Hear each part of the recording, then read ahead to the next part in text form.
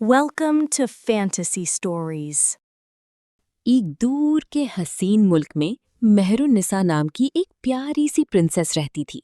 उसका दिल बहुत नर्म था और उसे फूलों से भरे बाग, पुरानी गीत और आसमान पर चमकती सितारे बहुत पसंद थे।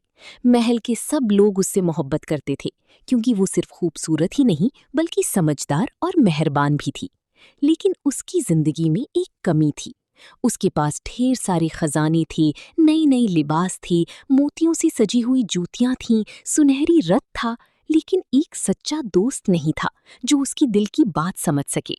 राजा और रानी अक्सर सल्तनत के कामों में मसरूफ रहते और मेहरुन्निसा अकेली महल के बाग में घूमती रहती। एक दिन सुबह सुबह जब हल्की धूप गुलाब की फूलों पर उतर रही थी और हवा में चमेली की खुशबू फैली हुई थी, मेहरुन्निसा ने बाग की पुरानी कोने से किसी की आवाज सुनी। आवाज बहुत नन्ही सी थी, मगर उसमें घबराहट भी थी और उम्मीद भी। वो धीरे धीरे उस तरफ बढ़ी तो देखा कि एक हरा भरा तोता सुनहरी जाल में फंसा हुआ था। उसके पर कांप रहे थे और आंखें मदद के लिए पुकार रही थीं। मेहरुन्निसा फौरन झुक गई और बहुत नरमी से जाल खोलने लगी। तोता उसे देखता रहा। फिर जैसे ही आजाद हुआ, उसने गहरी सांस ली और बोला, शुक्रिया प्रिंसेस, तुमने मेरी जान बचा ली। मेहरुन्निसा एक पल के लिए सख्त रह गई।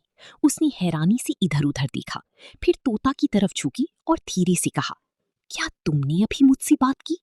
तोता ने अपना सर हिलाकर कहा, जी हाँ, और मैं सिर्फ बात ही नहीं कर सकता, मैं दिलों की उदासी भी पहचान सकता हूँ। मेहरुन्निसा की आंखें खुल गईं। उसने पहली बार किसी को अपने दिल का राज बिना कहीं समझती देखा। तोता हंस पड़ा और बोला, मेरा नाम फिरोज है। मैं आम तोता नहीं हूँ।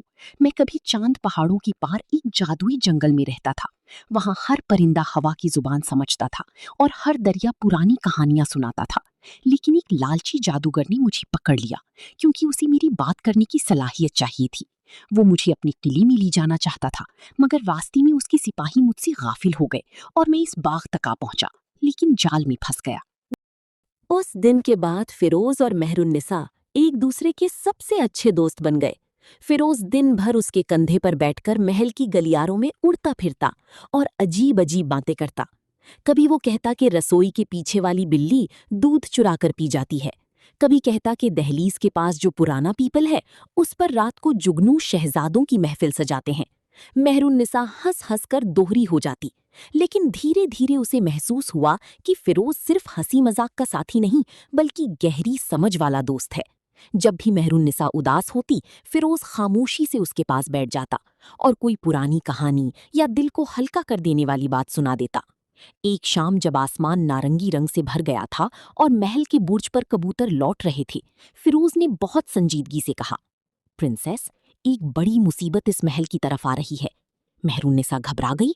उसने पूछा, कौन सी मुसीबत? फिरोज ने धीरे से बताया कि वही जादूगर जिसने मुझे कैद किया था अब तुम्हारे मुल्क के करीब आ चुका है। उसका नाम जरकश है और वो जिस जगह जाता है वहां के लोगों से उनकी खुशी छीन लेता है।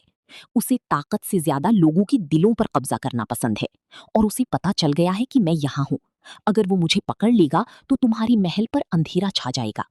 मेहरुन्निसा ने उसी वक्त फैसला किया कि वो डर कर नहीं बैठेगी। उसने कहा, अगर वो इतना ही ताकतवर है तो हम उसका मुकाबला अकल और हिम्मत से करेंगे। फिरोज ने उसकी तरफ फख्र से देखा और बोला, इसीलिए तो तुम सच्ची प्रिंसेस हो। अगले कुछ दिन दोनों ने चुपकी चुपकी तैयारी शुरू कर दी। फिरोज महल के हर कोने में उड़कर खबर लाता कि कौन वफादार है, कौन लालच में आ सकता है और कौन अंधेरों से डरकर भाग जाएगा। मेहरुन्निसा रातों को महल की पुरानी लाइब्रेरी में जाकर कदीम किताबें पढ़ती। उसे वहां एक बहुत पुराना नक्शा मिला जिसमें लिखा था कि महल के नीचे एक राज छुपा है, एक आईना जो सच और झूठ का फर्क दिखाता है। इस आईने का नाम नूरे हक था और कहते थे कि जिसके दिल में खोट हो वो उसके सामने अपनी असली सूरत छुपा नहीं सकता। मेहरुन्निसा और फिरोज ने उस आईने को ढूंढने का इरादा किया। एक रात जब सब सो गए तो दोनों चिराग लेकर महल के तहखाने में उतर गए। नीचे ठंडी हवा चल रही थी, दीवारों पर पुरानी नक्श बनी थी और जमीन पर सदियों की धूल जम चुकी थी। फिरोज कभी आगे उड़कर रास्ता देखता, कभी लौटकर मेहरुन्निसा को बताता कि किस मोड़ पर संभल कर चलना है। बहुत देर के बाद उन्हें एक संगमरमर का दरवाजा मिला जिस पर मोतियों जैसी रोशनी से लिखा था कि सच्चे दिल वालों के लिए रास्ता खुलता है। मेहरुन्निसा ने अपना हाथ दरवाजे पर रखा और आंखें बंद करके कहा, मैं अपने लोगों की हिफाजत के लिए आई हूँ। फौरन दरवाजा हल्की सी गरज के साथ खुल गया। अंदर एक छोटा सा कमरा था जहां बीच में चांदी की स्टैंड पर चमकता हुआ आईना रखा था। जब मेहरुन्निसा ने नूरे हक को हाथ में लिया तो कमरे में नर्म सी रोशनी फैल गई। फिरोज ने सुकून की सांस ली और बोला, अब हमारे पास उम्मीद है। लेकिन जरकश सिर्फ झूठ से नहीं हारता, उसके पास साया जादू भी है जो लोगों के दिल में डर पैदा करता है। उसके लिए हमें एक और चीज चाहिए। मेहरुन्निसा ने पूछा, क्या? फिरोज ने कहा, यकीन। हमें अपने लोगों को याद दिलाना होगा कि वो तन्हा नहीं है। अगले दिन मेहरुन्निसा ने महल के लोगों को अपने पास बुलाया। वो उनके दरमियान ताज और जेवर के बगैर साधारण लिबास में आई ताकि सब उसे अपना समझें। उसने उनसे कहा कि मुश्किल वक्त आने वाला है, लेकिन हम सब मिलकर खड़े रहेंगे। किसी को भागना नहीं, किसी को अपने दिल में डर को जगह नहीं देनी। महल के बुजुर्ग सिपाही से लेकर छोटी नौकर तक सब उसकी बात सुनकर हौसला पा गए। उसी रात अंधेरा आम रातों से ज्यादा घना था। हवा में सरसराहट की जगह अजीब सी सीटी थी। महल के दरवाजे खुद ब खुद कपकपा उठे और आसमान पर काली बादल इस तरह घूमने लगे जैसे कोई बड़ी चीज उनके पीछे छुपी हो। अचानक महल के सामने का मैदान नीली आग से चमका और उसमें से जरकश नमूदार हुआ।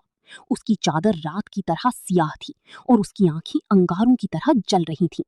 उसने जोर से हंसकर कहा, प्रिंसेस, मुझे मेरा तोता वापस कर दो, वरना मैं इस सल्तनत की हर हंसी को खामोशी में बदल दूंगा। मेहरुन्निसा दहलीज पर आकर सीधी खड़ी हो गई। फिरोज उसके कंधे पर आ बैठा। उसने बुलंद आवाज में कहा, ये तोता कोई चीज नहीं जो किसी को दे दी जाए। ये मेरा दोस्त है और मेरे मुल्क में दोस्ती को कैद नहीं किया जाता। जरकश का चेहरा सख्त हो गया। उसने अपना असा हवा में घुमाया और फौरन मैदान में सायों के भेड़िए पैदा हो गए, जो देखते ही देखते महल की तरफ बढ़ने लगे। लोग घबरा उठे, लेकिन मेहरुन्निसा ने नूरे हक को ऊंचा उठा दिया। आईने से निकलती हुई सफेद रोशनी सायों पर पड़ी तो वो पिघलने लगे, जैसे धूप में बर्फ पिघलती है। जरकश ने फिर एक नया जादू चलाया। इस बार हवा में लोगों के डर की तस्वीरें उभरने लगी। किसी को अपनी हार नजर आई, किसी को अपना बिछड़ना, किसी को अंधेरा। लेकिन फिरोज जोर जोर से बोलने लगा, याद रखो, डर हमेशा झूठ बोलता है। याद रखो, तुम अकेली नहीं हो। याद रखो, दिल की रोशनी हर साया तोड़ देती है। उसकी आवाज छोटी जरूर थी, मगर उसमें अजीब ताकत थी। महल के लोग एक दूसरे के करीब आ गए और उन्होंने हाथ पकड़ लिए। जब लोगों के दिल मजबूत होने लगे तो जरकश का जादू कमजोर पड़ने लगा। उसने गुस्से में फिरोज पर वार करना चाहा, मगर मेहरुन्निसा बीच में आ गई। उसने आईने को उसके सामने कर दिया। पहले तो जरकश हंसने लगा, लेकिन फिर उसका चेहरा बदलने लगा। आईने में उसकी वो सूरत नजर आई जो उसने सालों से छुपा रखी थी। एक तन्हा बच्चा जो कभी प्यार से महरूम रहा था, जिसे ताकत तो मिल गई थी मगर सुकून नहीं मिला था। जरकश पीछे हट गया। उसकी आंखों में पहली बार गुस्सा नहीं बल्कि दर्द था। मेहरुन्निसा ने नरमी से कहा, तुमने दूसरों से खुशी छीनकर अपनी खाली जगह भरना चाहा, लेकिन अंधेरा कभी अंधेरे को रोशनी नहीं देता। अगर तुम रुक जाओ तो अब भी बदल सकते हो। ये अल्फाज जरकश के लिए किसी तीर से कम नहीं थे। वो लरज गया, उसके हाथ से असा गिर पड़ा और आसमान के काले बादल धीरे धीरे टूटने लगे। फिरोज ने आहिस्ता से कहा, कुछ लोगों को हराने के लिए तलवार नहीं, सच और रहम काफी होता है। जरकश घुटनों के बल जमीन पर आ गया। उसने कभी उम्मीद नहीं की थी कि कोई उसके अंधेरे के पीछे छुपा दर्द भी देख लेगा। उसने धीमी आवाज में कहा, अगर मैं वाकई बदलना चाहूं तो क्या देर हो चुकी है? मेहरुन्निसा ने जवाब दिया, जब तक दिल में पछतावा जिंदा है तब तक देर नहीं होती।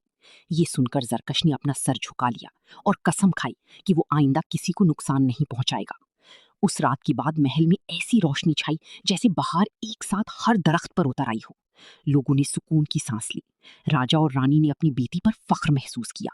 लेकिन मेहरुन्निसा को सबसे ज्यादा खुशी इस बात की थी कि उसने न सिर्फ अपने मुल्क को बचाया, बल्कि एक भटकी हुए दिल को भी अंधेरे से निकलने का रास्ता दिखा दिया। फिरोज अब सिर्फ उसका दोस्त ही नहीं बल्कि सल्तनत का महबूब मेहमान बन गया। बच्चे उसके गिर्द जमा होकर कहानियां सुनते और बुजुर्ग उसकी हिकमत भरी बातें सुनकर मुस्कुराते। फिरोज कभी कभी मजाक में कहता कि महल का सबसे अक्लमंद शख्स मैं हूं, और मेहरुन्निसा हंसकर कहती कि अक्लमंद तो हो मगर ज्यादा शरारती भी। दिन गुजरते गए और मेहरुन्निसा के अंदर की तन्हाई धीरे धीरे खत्म हो गई। अब वो जानती थी कि असली दौलत सोना चांदी या हीरे मोती नहीं, बल्कि वो लोग और रिश्ते होते हैं जो मुश्किल वक्त में साथ खड़े रहते हैं। फिरोज ने भी एक दिन उससे कहा, प्रिंसेस, जब तुमने मुझे जाल से आज़ाद किया था, उस दिन तुमने सिर्फ मेरी जान नहीं बचाई थी, तुमने अपनी जिंदगी का दरवाज़ा भी खोल दिया था। क्योंकि जो दिल दूसरों को आज़ादी देता है, उसमें खुशी खुद चलकर आ जाती है। मेहरुन्निसा ने आसमान की तरफ देखा, जहां शाम की सितारे चमक रहे थे, और उसे महसूस हुआ कि जिंदगी वाकई पहले से ज्यादा खूबसूरत हो गई है। फिर एक सुबह फिरोज ने कहा कि शायद एक दिन उसे वापस चंद पहाड़ों के पार अपने जादुई जंगल भी जाना पड़े, क्योंकि वहां के परिंदों को उसकी जरूरत होगी। ये सुनकर मेहरुन्निसा का दिल उदास हो गया, लेकिन उसने मुस्कुराते हुए कहा, अगर दोस्ती सच्ची हो तो फासले उसे कमजोर नहीं करते। फिरोज ने अपने पर फैलाए और बोला, बिल्कुल, और जब भी तुम मुझे याद करोगी, हवा मेरे गीत तुम तक ले आएगी। कुछ दिन बाद जब सूरज नर्म रोशनी के साथ निकला, फिरोज ने रुखसत ली, लेकिन जाने से पहले उसने अपना एक हरा पर मेहरुन्निसा को दिया और कहा, जब कभी तुम्हें लगे कि तुम अकेली हो तो इस पर को देख लेना, तुम्हें याद आ जाएगा कि एक दोस्त कहीं ना कहीं तुम्हारे लिए दुआ कर रहा है। फिरोज चला गया, मगर उसकी दोस्ती की खुशबू महल में बसी रही। मेहरुन्निसा हर मुश्किल में उसकी बात याद करती कि डर झूठ बोलता है और दिल की रोशनी हर साया तोड़ देती है। धीरे धीरे वो एक ऐसी मलिका बनी जिसका नाम सिर्फ हुस्न की वजह से नहीं, बल्कि उसकी हिम्मत, उसकी रहमदिली और उसकी सच्ची दोस्ती की वजह से दूर दूर तक मशहूर हुआ। और महल के बाग के उस पुराने कोने में, जहां कभी एक तोता जाल में फंसा मिला था, अब एक छोटा सा सुनहरी चबूतरा बना दिया गया था। लोग उसे दोस्ती का चबूतरा कहते थे, और वहां आने वाला हर शख्स ये सीख कर लौटता था कि कभी कभी जिंदगी का सबसे बड़ा तोहफा एक ऐसी आवाज की शक्ल में मिलता है जो हमें याद दिलाए कि हम तन्हा नहीं हैं। और मेहरुन्निसा जब भी उस जगह से गुजरती, उसके होठों पर हल्की सी मुस्कुराहट आ जाती, क्योंकि उसके दिल में हमेशा एक बोलने वाले तोते की दोस्ती जिंदा रहती थी।